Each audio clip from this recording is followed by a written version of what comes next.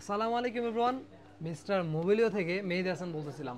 আজকে আমার হাতে একটা ডিভাইস দেখতেছেন, আইফোন 15 প্রো ম্যাক্স। গতকালকেও আলহামদুলিল্লাহ আমরা একটা ভিডিও পোস্ট করেছিলাম যে আইফোন 15 প্রো ম্যাক্স 7 মাসের অফিসিয়াল ওয়ারেন্টি অ্যাভেলেবেল ছিল।